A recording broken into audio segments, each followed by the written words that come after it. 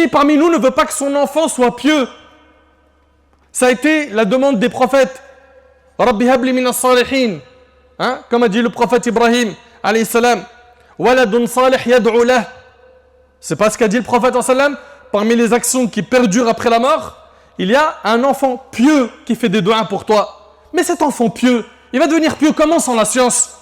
Si toi toute la journée tu l'as branché Netflix, tu l'as branché film, tu l'as branché sortie, tu l'as branché loisir, tu l'as déconnecté d'Allah, le seul souci pour toi, c'est sa réussite scolaire et rien d'autre. Mais comment veux-tu qu'il soit un pieux?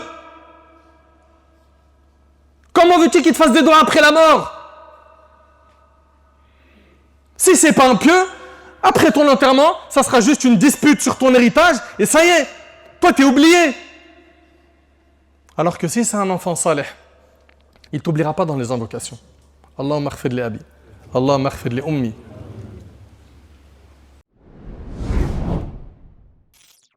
Alhamdulillahi rabbil alamin.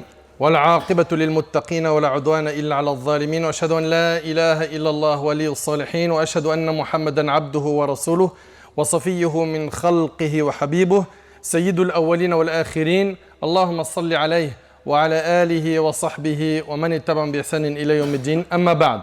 Mes chers frères et sœurs, nous voici à la porte de la rentrée scolaire. Dans très peu de temps, nos enfants, nos petits frères, nos petites sœurs vont rentrer à l'école pour étudier. Certains sont à l'école primaire, d'autres au collège, d'autres ils sont au lycée, d'autres dans des facultés. Certains vont passer des examens.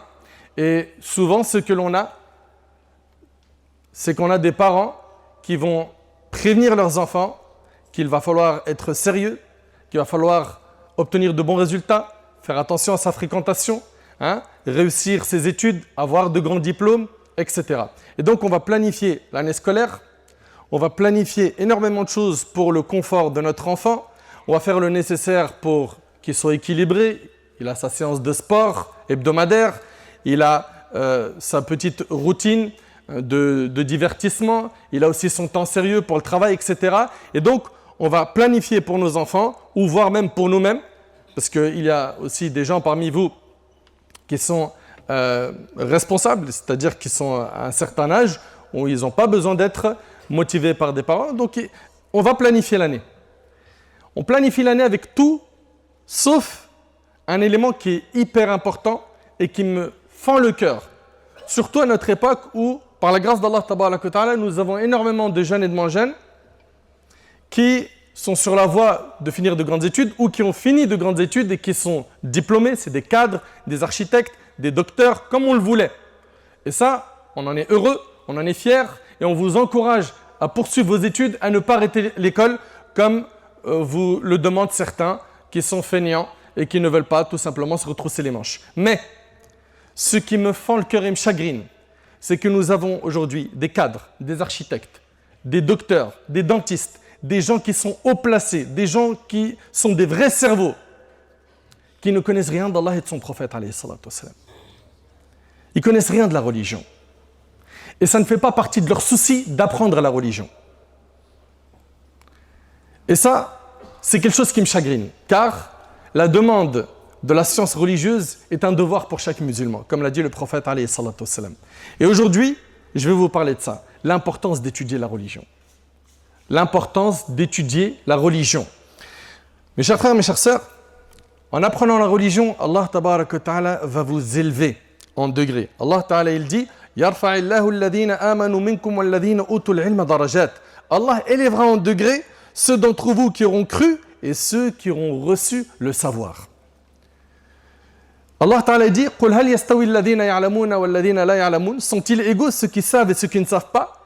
Quelqu'un qui a appris le Coran par cœur, bien évidemment, l'apprendre uniquement sans le mettre en pratique, ce n'est pas suffisant. C'est un très bon pas d'avoir mémorisé le Coran, mais il faut le mettre en pratique. Parce que sinon, le Coran devient un argument contre toi le jour du jugement. Eh bien, ici, Allah Ta'ala nous dit, Allah élèvera en degré ceux d'entre vous qui auront cru et ceux qui ont reçu le savoir. Celui qui va apprendre le dîn d'Allah, Allah l'élève en degré. Allah Ta'ala dit, sont-ils égaux ceux qui savent et ceux qui ne savent pas? Non, ils ne sont pas égaux. En apprenant le Coran et la Sunna du prophète alayhi salatu wassalam, on obtient la clairvoyance, al-basira. On se procure une joie intérieure que le matériel ne donne pas. En apprenant le Coran et la Sunna, on devient des vrais adorateurs d'Allah tabarak wa ta'ala, des vrais serviteurs d'Allah azza wa jal. Abu Ja'far al-Tahawi rahimallah disait, la science est une richesse sans argent et un honneur sans tribu et un pouvoir sans homme. Allahu Akbar. La science est une richesse sans argent, un honneur sans tribu et un pouvoir sans homme. Et chacun d'entre nous a besoin de la science religieuse. Toute la journée, tu te poses des questions. Est-ce que ça c'est autorisé? Est-ce que ça c'est interdit? Est-ce que j'ai le droit de signer ce contrat? Est-ce que j'ai le droit de manger ça ou pas? Est-ce que j'ai le droit de faire ça ou pas? Est-ce que ça c'est permis ou c'est pas permis? Toute la journée, tu as besoin de la science religieuse. L'imam Ahmad rahimallah a dit, les gens ont besoin de la science plus que la nécessité de s'alimenter, car la nourriture et la boisson, ils en ont besoin 1 à 2 fois dans la journée. Ça, c'est à l'époque de l'imam Ahmad. Il dit, les gens, ils ont besoin de la nourriture et de la boisson 1 à 2 fois dans la journée. Aujourd'hui, les gens sont devant le frigo du matin au soir. Il dit, les gens ont besoin de la science plus que la nécessité de s'alimenter, car la nourriture et la boisson, ils en ont besoin 1 à 2 fois dans la journée. Quant à la science, ils en ont besoin autant de fois qu'ils respirent. Allahu Akbar. Et Abu Hurayra radiallahu ta'ala anhu relate que le prophète sallallahu alayhi wa sallam a dit, retenez bien que ce bas monde est maudit et que tout ce qui s'y trouve est maudit, excepté l'évocation d'Allah, exalté soit-il, et ce qui s'y rattache, ainsi qu'un savant et un étudiant. Et c'est rapporté par l'imam al-Tirmidhi. Et le prophète alayhi salatu wassalam a dit, celui à qui Allah veut du bien, il lui accorde la compréhension de la religion. Si Allah subhanahu wa ta'ala te veut du bien, écoute attentivement s'il vous plaît, barakallahu fik. Si Allah te veut du bien, il va t'accorder la compréhension de la religion. La compréhension de la religion. Vous savez, il y a beaucoup de gens qui apprennent, mais qui comprennent peu de choses de ce qu'ils ont appris. Et al-fahm, al-tafaqquh fi ad-din, c'est un rizq min Allah azza wa jal. C'est un grand bienfait de la part d'Allah subhanahu wa ta'ala. Abu Darda radiyallahu anhu, ce noble compagnon, a dit, j'ai certes entendu le prophète alayhi salatu wassalam dire, celui qui emprunte un chemin par lequel il recherche une science, Allah lui fait prendre par cela un chemin vers le paradis. Regarde bien, mais attention ici, il s'agit de la science religieuse. Cela ne signifie pas que la science profane n'a pas de valeur, non. Mais la science religieuse a été valorisée dans plus d'un texte dans notre religion. Et dans le hadith, le prophète sallallahu alayhi wa sallam, il dit, celui qui emprunte un chemin par lequel il recherche une science, Allah lui fait prendre par cela un chemin vers le paradis. Pourquoi? Parce que toi qui prends le chemin de la science, tu es en train de chercher à apprendre quoi? À connaître Allah, ses noms, ses attributs, ce qu'il veut de toi, ce qu'il a ordonné, ce qu'il a fixé comme limite, ce qu'il a interdit, etc. Et en prenant ce chemin, Allah subhanahu wa ta'ala te facilite un chemin vers le paradis. Allahu Akbar. Celui qui emprunte un chemin par lequel il recherche une science, Allah lui fait prendre par cela un chemin vers le paradis. Certes, les anges tendent leurs ailes par agrément pour celui qui recherche la science.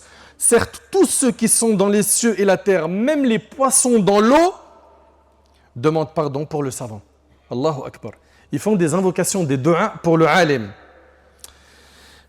Le mérite du savant par rapport à l'adorateur est comme le mérite de la lune par rapport aux autres étoiles. Et certes, les savants sont les héritiers des prophètes. Et regardez ce qu'il va dire alayhi salatu wassalam. Et les prophètes n'ont pas laissé comme héritage des dinars ou des dirhams, mais ils ont laissé comme héritage la science. Les savants, quand on dit qu'ils sont les héritiers des prophètes, c'est parce qu'ils ont hérité de la science religieuse. Parce que cette science est transmise de génération en génération. Le prophète a transmis aux compagnons, les compagnons aux tabi'in, les tabi'in à atba'i tabi'in. Et ça a été comme ça jusqu'à aujourd'hui. On a encore jusqu'à maintenant des chaînes de transmission. Des chaînes de transmission. On est capable de vérifier avec détail n'importe quelle source parce qu'il y a une traçabilité via ces chaînes de transmission qui est exceptionnelle. Certes, dit le prophète, les savants sont les héritiers des prophètes. Et les prophètes n'ont pas laissé comme héritage des dinars ou des dirhams, mais ils ont laissé comme héritage la science. Celui qui l'apprend aura certes pris une part énorme. Mes chers frères, mes chères sœurs, notre communauté a besoin de sortir du jahl, de l'ignorance dans lequel nous vivons. Wallahi al-azim, que si aujourd'hui la Ummah connaît autant d'épreuves, c'est parce qu'elle s'est éloignée d'Allah. Et si elle s'est éloignée d'Allah, c'est parce qu'elle est dans l'ignorance, elle ne connaît pas assez Allah. Plus on va apprendre le dîn d'Allah, plus on va relever le niveau de la communauté. Mais malheureusement, il n'y a pas le temps pour la science religieuse. Alors que les instituts d'aujourd'hui proposent des formats qui sont adaptés à tout à chacun. C'est des formats où tu vas venir une fois le week-end, une demi-journée ou une journée complète et en fonction de ton planning. Et subhanallah, 3-4 heures par semaine à donner pour apprendre le dîn d'Allah, c'est autant lourd pour ton cœur. Pourquoi? Il y a plus important qu'Allah dans ton cœur? Ah, tu crois déjà tout connaître? Mais c'est la pire des choses. Si tu crois déjà tout connaître, wallahi, c'est grave. Car quand on apprend, et qu'on apprend bien avec des vrais éducateurs, on se rend compte qu'on n'a rien appris. Allah Ta'ala dit وَمَا أُوتِيتُم مِّنَ الْعِلْمِ إِلَّا قَلِيلًا. Vous n'avez eu que peu de science. Qu'est-ce qu'on a appris? Même si tu maîtrises tel domaine scientifique, par exemple, tu es spécialiste dans le hadith ou dans le fiqh, il est possible que tu n'aies pas autant de compétences dans les qira'at ou dans d'autres sciences. Enfin, ce que je veux dire par là, c'est que chacun d'entre nous doit faire preuve d'humilité et reconnaître que nous avons des manquements, que nous ne connaissons... Regardez, c'est pas difficile. J'ai déjà demandé ça plus d'une fois dans mes interventions. Si on vous donnait à chacun une feuille A4 et qu'on vous disait écrivez tout ce que vous connaissez sur Allah, combien d'entre nous seraient capables de dépasser 5 lignes? Si on te demande de remplir une feuille double sur le prophète alayhi salatu wassalam, as-tu assez de connaissances sur lui, notre modèle, notre guide, pour pouvoir remplir cette feuille? N'est-ce pas aujourd'hui une honte qu'on connaît tous les jours de foot, les stars, tout ce qui bouge sur TikTok, on connaît tout ce qui se passe sur le net, tout ce qui se passe sur les réseaux sociaux. Mais le livre d'Allah, je connais rien. J'ai appris des sourates quand j'étais petit. Je les connais par cœur, mais je ne sais même pas ce qu'elles veulent dire. Wal-'adiyati dhabha, ça veut dire quoi dhabha? C'est terrible. On arrive à ce stade où tout ce qu'on a appris, on ne le comprend pas. Et en plus de ça, on en a peu appris. Non. Non, mon frère. Non, ma sœur. Réveille-toi. Là, on est à la porte de la rentrée scolaire. C'est maintenant que tu dois t'inscrire dans des instituts en présentiel. Ça, c'est l'idéal. Si tu ne peux vraiment pas à cause de raisons professionnelles et que tu déplaces beaucoup, etc., eh ben, que ce soit des instituts virtuels. Mais ne reste pas comme ça, sans rien faire. Et vous qui êtes parents, vous qui avez peur pour l'éducation de vos enfants, vous voulez planter dans leur cœur la taqwa. La taqwa sans la science, ça n'existe pas. Qui parmi nous ne veut pas que son enfant soit pieux? Ça a été la demande des prophètes. Rabbi habli minas salihin. Comme a dit le prophète Ibrahim, alayhi salam. Waladun salih yad'u lah. C'est pas ce qu'a dit le prophète, alayhi salam. Parmi les actions qui perdurent après la mort, il y a un enfant pieux qui fait des doigts pour toi. Mais cet enfant pieux, il va devenir pieux comment sans la science? Si toi, toute la journée, tu l'as branché Netflix, tu l'as branché film, tu l'as branché sortie, tu l'as branché loisir, tu l'as déconnecté d'Allah, le seul souci pour toi, c'est sa réussite scolaire et rien d'autre. Mais comment veux-tu qu'il soit un pieux? Comment veux-tu qu'il te fasse des doigts après la mort? Si c'est pas un pieux, après ton enterrement, ça sera juste une dispute sur ton héritage et ça y est, toi t'es oublié. Alors que si c'est un enfant salih, il ne t'oubliera pas dans les invocations. Allahumma aghfir li abi, Allahumma aghfir li ummi. Mes frères, plus on va apprendre le dîn d'Allah, plus on va devenir pieux. Sachez que les compagnons du prophète, alayhi salatu wassalam, s'ils étaient autant sensibles au rappel, au point où ils pleuraient très rapidement pour Allah, c'est parce qu'ils connaissaient Allah. Le prophète, alayhi salatu wassalam, quand il a dit aux compagnons, si vous saviez ce que je sais, vous ririez peu et vous pleurez beaucoup. Anas, il dit, les compagnons se sont couverts le visage et ils se sont mis à pleurer. Pourtant, le rappel qui leur a été fait n'a duré que quelques secondes. Le prophète, sallallahu alayhi wa sallam, il leur a dit, si vous saviez ce que je sais, vous ririez peu et vous pleurez beaucoup. Ça a duré combien de temps ça? 10 secondes? 10 secondes, moins de 10 secondes. Ça suffit pour que les compagnons pleurent. Pourquoi ils ont pleuré? Parce qu'ils connaissaient Allah. Et si aujourd'hui on n'est pas réceptif au rappel, si aujourd'hui ça nous saoule les rappels, on préfère écouter des clips, regarder des films, suivre des séries Netflix pendant des mois qu'à regarder un rappel de 15 minutes, si on en arrive à ce stade, c'est parce que le cœur est malade. Le cœur il s'est trop éloigné d'Allah. Le cœur ne connaît pas assez Allah. Wallahi que si on connaît Allah comme il le faut, on aura de la pudeur envers lui. On va avoir honte de lui désobéir. On va mieux se comporter envers lui. Mais aujourd'hui, malheureusement, illa man rahim Allah, pour ne pas généraliser, sauf ceux à qui Allah fait miséricorde, nombreux sont ceux et celles, surtout les jeunes, qui ne pensent pas une seule seconde, surtout à cette époque-là, de la rentrée scolaire, à s'inscrire pour apprendre la religion. Parce que le shaitan les a eus. Il leur a dit, toi, tout va bien, tu es déjà au top, t'en connais assez, comparé à. Alors que ce n'est pas comme ça qu'on doit être. Dans la religion, on doit se comparer à ceux qui sont au-dessus de nous. Mais par contre, dans la dunya, on doit se comparer à ceux qui sont en dessous de nous. Mes chers frères et mes chères sœurs, rappelez-vous que le prophète alayhi salatu wassalam, a dit quiconque appelle à une guidée aura la même récompense que ceux qui le suivent. Subhanallah, c'est avec la science que tu vas pouvoir appeler les gens au sentier d'Allah tabaraka wa ta'ala, à faire da'wah, à ordonner le bien, interdire le mal. Et chaque personne qui va faire le bien que tu as ordonné avec sagesse et science, tu auras la récompense de ses bonnes actions.